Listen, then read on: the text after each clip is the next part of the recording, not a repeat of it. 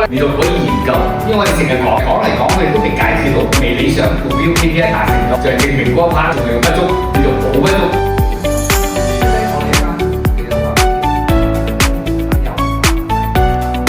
冇條件冇關聯，咁大家咧首先了解個問題嘅重點要做，界定問題究竟喺邊度嘅時候咧都要做調研。咁我見到頭先好多咧有數據嘅，我哋有幾組咧，我都想問，譬如你數據嘅來源